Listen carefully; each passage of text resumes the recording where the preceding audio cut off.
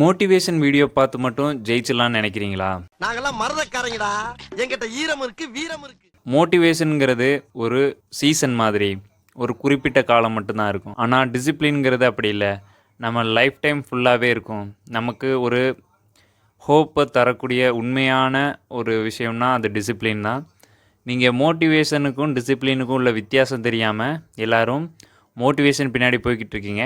இந்த வீடியோவோட எண்டில் மோட்டிவேஷனுக்கும் டிசிப்ளினுக்கும் உள்ள வித்தியாசத்தை தெரிஞ்சுக்கிட்டு புரிஞ்சுக்கிட்டு மோட்டிவேஷன் பின்னாடி போகிறத நிறுத்திட்டு டிசிப்ளினை, உங்கள் லைஃப் டைம் டிசிப்ளினை உருவாக்குறது எப்படின்னு கற்றுக்குருவீங்க.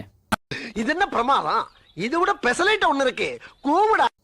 மோட்டிவேஷனுங்கிறது ஒரு போதை மாதிரி. ஒரு பாட்டு கேட்டால் மோட்டிவேட் ஆகி ரிஸ்க் எடுக்கிறலாம் எனக்கு ரஸ்க் சாப்பிட்ற மாதிரி ஜிம்முக்கு போவோம். 2 நாள் கூட தாங்க மாட்டோம், 3ஆவது நாளே போகிறத நிறுத்திடுவோம். உங்கள் மூடு மாறிடுச்சுன்னா 3ஆவது நாளே பெட்ஷீட் இழுத்து போத்திட்டு தூங்கிடுவோம். சாதிக்கிறவன் மூடை நம்பிட்டு இருக்க மாட்டான். ஆனால் டிசிப்ளின் அப்படி இல்லை, அது வேற ரகம். உடம்பு வலிக்கும், மனசு சோர்ந்து போகும், வெளியே மழை பெய்யும். ஆனால் எனக்கு என்ன நடந்தாலும் பரவாயில்ல, என் வேலையை செஞ்சே தீருவேன்னு எவன் ஒருத்தன் நிற்கிறானோ அவன் தான் உண்மையான டிசிப்ளின்டான ஆளு. சேர்ந்து வந்து அடிக்கிறேன் ரவுடிகளா, ஒண்டியா என்னைய மாதிரி 2 அடி வாங்குறான் பாரு, அவன் தான் ரவுடி. அவனால எந்த ஒரு விஷயத்தையும் சாதிக்க முடியும், அவனை யாராலையும் தடுக்க முடியாது. சிம்பிளா சொல்லணும்னா மோட்டிவேஷனுங்கிறது உன்னைய ஸ்டார்ட் பண்ண மட்டும்தான் வைக்கும். ஆனால் டிசிப்ளின் உன்னைய கடைசி லைன் வரைக்கும் கொண்டு போய் சேர்க்கும். மோட்டிவேஷன் பின்னாடி போகிறத நிறுத்திட்டு எப்படி ஒரு வேலையை டிசிப்ளின்டாக கண்டினியூஸாக நம்மளால் செய்ய முடியும் அப்படிங்கிறத பற்றி மட்டும் யோசிங்க. சரிப்பா, இப்போ டிசிப்ளின் முக்கியங்கிறத சொல்லிட்டேன். அது எப்படி நம்ம உருவாக்குறது? டிசிப்ளினை உருவாக்குறதுக்கு இந்த 3 ஸ்டெப்பு இருக்குது. இந்த 3 ஸ்டெப்பை நீங்கள் ஃபாலோ பண்ணிங்கன்னா உண்மையிலே நீங்கள் வேறு லெவல். ரூல் நம்பர் 1, மனசு சொல்கிறத கேட்காத. காலையில் அலாரம் அடிக்கும்போது எந்திரிக்கணும்னு தெரியும், ஆனால் நம்ம மனசு இன்னும் கொஞ்சம் நேரம் தூங்கலாம் அப்படின்னு சொல்ல ஆரம்பிக்கும்.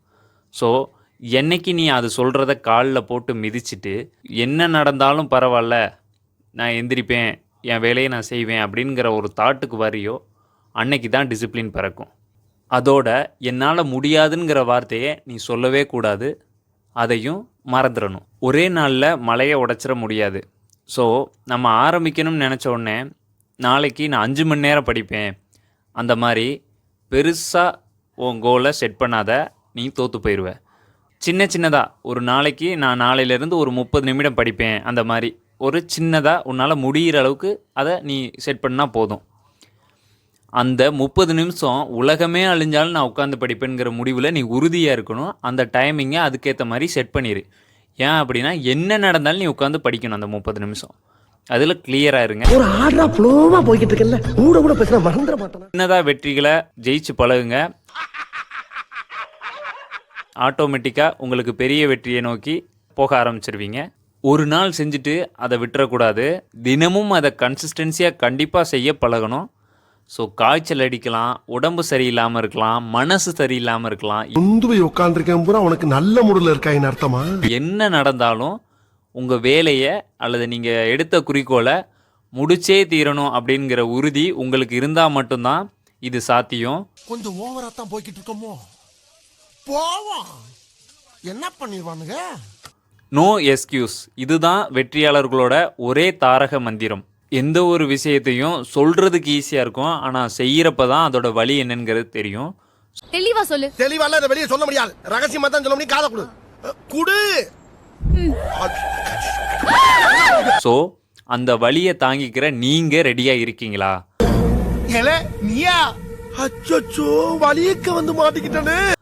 இன்னையிலிருந்து எந்த டிசிப்ளினை கடைபிடிக்க போகிறோம் அப்படிங்கிறத தயவு செஞ்சு கமெண்ட் செக்ஷனில் கமெண்ட் பண்ணிவிட்டு, இந்த வீடியோ உங்களுக்கு யூஸ்ஃபுல்லாக இருக்குன்னு தோணுச்சுன்னா கீழே இருக்க சப்ஸ்கிரைப் பட்டனை கிளிக் பண்ணி பக்கத்தில் இருக்க பெல் ஐக்கானை கிளிக் பண்ணி ஆளுங்கிறத சூஸ் பண்ண மறந்துடாதீங்க. இந்த வீடியோவை உங்கள் நண்பர்களுக்கு தாராளமாக நீங்கள் ஷேர் பண்ணலாம். இந்த வீடியோ பிடிச்சிருந்தா லைக் பண்ணிடுங்க. ஓகே, பாய். அடுத்த வீடியோவில் சந்திக்கலாம். எனக்கு எண்டே கிடையாதுடா.